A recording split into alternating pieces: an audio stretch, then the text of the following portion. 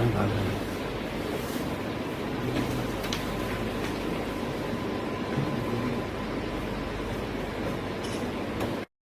किस चीज के लिए खुलासा है? जी, ये अभी चौबेपुर में 29 तारीख को एक प्रकरण हुआ था जिसमें कि अनिल भारती नाम के व्यक्ति की, जो कि सिंगवार गांव के रहने वाले हैं, उनकी एक धारदार हथियार से उनके गले पे हमला हुआ था और फिर उपचार के दौरान उनकी मृत्यु हो गई थी। इसी को त्वरित संज्ञान लेते हुए थाना चौबेपुर द्वारा घटना का आज केवल 3 दिन में सफल अनावरण हुआ है और इसमें हमने एक आदमी की गिरफ्तारी करी है जो कि मृतक के ही चचेरे भाई थे और ज्ञात हुआ है कि उनका आपस में जमीनी विवाद था, जिसके कारण उन्होंने इस घटना को अंजाम दिया। अंजाम में प्रयुक्त जो हथियार है, हसियानुमा एक हथियार है, वो अभियुक्त की ही निशानदेही पर बरामद कर लिया गया है और आगे की कार्रवाई की जा रही है। क्या कोई पहले आपराधिक इतिहास भी रहा है?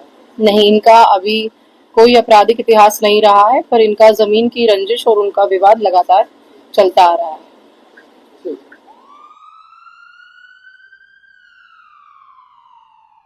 क्राइम सस्पेंस और मर्डर की कहानी को लेकर मैं एक बार फिर से हाजिर हूँ। मैं आपका दोस्त केशव चौधरी। काला सच सफ़ेद झूठ की कहानी के एपिसोड में आपका बहुत बहुत स्वागत है। आज की कहानी क्राइम की तो है ही, लेकिन इसमें सस्पेंस इतना ज़्यादा है कि पुलिस को भी इसको खुलासा करने में काफ़ी परेशानी झेलनी पड़ी और 4-5 दिन बाद पुलिस ने जो खुलासा किया इस हत्याकांड के पीछे जानकर आप भी रिश्ते पे से भरोसा उठ जाएगा। कहानी शुरू फिर से होती है उत्तर प्रदेश के वाराणसी के चौबेपुर थाना क्षेत्र के एक सिंहवार गांव है।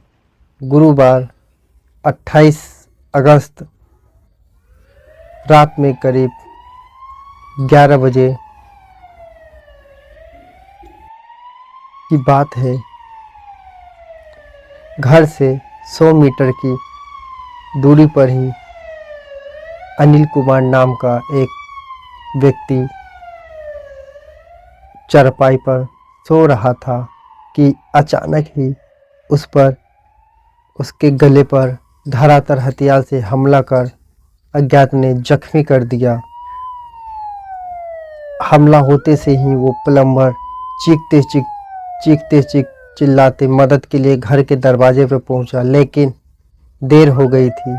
स्वजन निजी पिकअप से घायल को जिला अस्पताल ले जाया गया, जहां डॉक्टर ने उसे मृत घोषित कर दिया। पिता ने चौबेपुर थाना में अज्ञात के खिलाफ हत्या का केस दर्ज कराया था। इस पूरी हत्याकांड का खुलासा पुलिस ने 3 दिन बाद किया है। मरने वाले युवक का नाम अनिल कुमार था, जो कि पेशे से प्लम्बर का काम करता था। उम्र उसका सिर्फ 25 वर्षीय था। तो आखिर कौन किया था उसका हत्या, वो भी धारातर हथियार से? इसको खोजबीन करने के लिए इसमें पुलिस को काफ़ी मशक्कत करनी पड़ी। सर्विलांस टीम लगाया गया। फिर उसके बाद उसके कॉल डिटेल निकाला गया। उसमें उसकी एक प्रेमिका की भूमिका आ रही थी, जो कि विधवा थी। उसे भी पुलिस ने बुलाया और बातचीत किया, पूछताछ किया, तो वहाँ कुछ समझ में नहीं आया। तो फिर पुलिस ने उस महिला को छोड़ दिया। फिर उसके बाद जमीन विवाद का एंगल को लेकर भी पुलिस ने जांच शुरू कर दी। जब जांच शुरू करी थी, पूछताछ शुरू हुआ, तब उसके बाद जिस आरोपी को गिरफ्तार किया, उसके बाद का जो सीन था आप सुनेंगे तो चौंक जाएंगे। आपको पहले वो स्थान के बारे में बता दें कि अनिल के साथ जिस स्थान पर हमला की घटना हुई थी, वहाँ रोजाना रात को 9 बजे तक लूडो खेला होता था। घटना वाली रात वहाँ कोई भी नहीं आया था, जबकि अनिल पूरे दिन के बाद रात में भोजन के बाद फिर से वहाँ पहुँच गया। शाम को गंगा में स्नान करने के लिए गया था और गांव की कुछ महिलाओं की गंगा नदी की ओर जाने की आहट भी थी। इसी संबंध में पुलिस नहीं समझ पा रहा था कि क्या होता। ये घटना में एक मामला ये भी सामने आया कि कहते हैं कि यूँ तो जीवन मरण सब ईश्वर के हाथ में होता है, लेकिन फिर भी मुश्किल में कुछ ना कर पाने का कसक जीवन भर व्यक्ति को सलाता रहता है। सिंहवार में मौतों से जूझ रहे अनिल कुमार को अस्पताल पहुंचाने के लिए 108 एम्बुलेंस बुलाने पर भी नहीं पहुंचा, तो पिकअप से अस्पताल ले जाने से में देरी हुआ तो उसने हॉस्पिटल जाने के बाद दम तोड़ दिया। उसके पिता इस बात को कहते कि हमेशा मलल रहेगा कि काहे ने एम्बुलेंस का इंतज़ार करने से पहले हमें इसको पिकअप से लेकर जाना चाहिए था। इस संबंध में पुलिस जांच कर ही रही थी कि हत्या के मुख्य आरोपित सिंहवाड़ निवासी ही सिरजू था, जो कि उसका मृतक था, उसका वो चाचा था और चचेरा भतीजा मृतक था। उनके बीच जब पुलिस ने उससे कड़ाई से पूछताछ की तो उसने बताया कि ज़मीनी विवाद था, जिस कारण उसने इस घटनाक्रम को अंजाम दिया और फिर उसके बाद जाकर उसी में आरोपी ने इस पूरे मामले में पुलिस को बताया कि घटना 28 अगस्त को रात 11 बजे हुई थी। सिंहवाड़ निवासी प्लम्बर अनिल भारती अपने घर से करीब 100 मीटर की दूरी पर चारपाई पर सोया था। उसी समय सिरजू ने धरातल हथियार से उसका गला रेत दिया और वहां से वो फरार हो गया।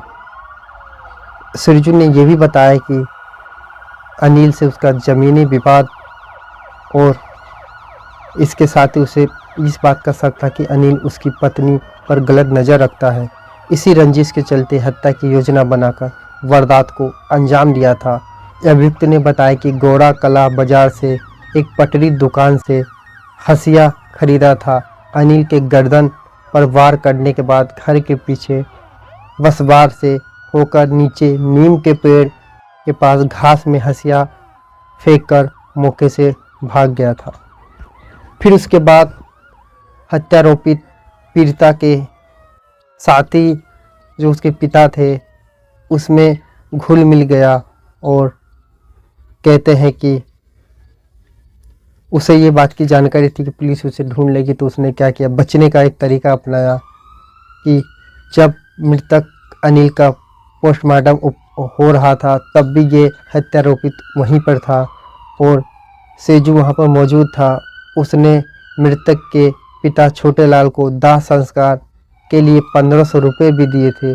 कहे थे कि ये रुपये अपने पास ही रखिए, उसे वापस नहीं चाहिए।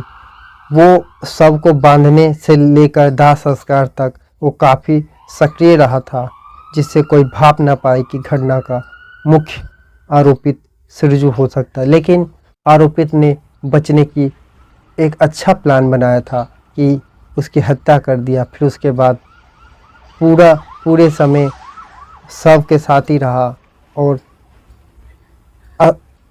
चील घर मुर्दा घर से जाके दाह संस्कार तक में ही उस परिवार से मिलजुल के रहा कि लोगों की नज़र और पुलिस को शक ना हो। लेकिन अपराधी कितना भी चालाक क्यों ना हो, पुलिस उसे पकड़ ही लेती, क्योंकि जब मोबाइल कॉल डिटेल खंगाला जाता है, सीसीटीवी चेक किया जाता है और आसपास के लोगों से पूछताछ किया जाए तो कुछ ना कुछ सुराग मिल ही जाता है। इसमें भी यही सुराग मिला। पुलिस ने जब कॉल डिटेल किया तब उसे गिरफ्तार किया। 31 अगस्त को ही उसे गिरफ्तार कर लिया था और जब उससे पूछताछ किया तब उसने बताया कि ज़मीनी विवाद में ही उसे मौत के नींद सुला दिया था। पुलिस ने हसिया भी बरामद कर लिया था। ये जो धरपकड़ हुआ था ऑपरेशन चक्रव्यूह के तहत इलेक्ट्रॉनिक सर्विलांस और मुखबिर की सूचना पर पुलिस ने सिरजू को 31 अगस्त को देर रात गौड़ा अंडरपास चौबेपुर से दबोचा था। और ये पूरी कहानी निकल के आई कि एक अपने ही चाचा अपने चचेरे भतीजा को ज़मीन के टुकड़े के लिए मौत की नींद सुला देता है और पुलिस से बचने के लिए वो उसी परिवार में जाके मिल जाता है और दाह संस्कार से लेकर पोस्टमार्टम तक सक्रिय रहता है कि पुलिस उस तक नहीं पहुंच पाए। ये पूरी कहानी में एक सस्पेंस था। पुलिस दूसरे एंगल में जांच कर रही थी, उसको लगा कि इसमें लव का मामला है, इसीलिए वो विधवा एक महिला से उसको पूछताछ के लिए बुलाया। तब पुलिस को कुछ समझ में नहीं आया, तब जमीनी विवाद का एंगल की तरफ जांच किया और ये सफलता प्राप्त हुआ।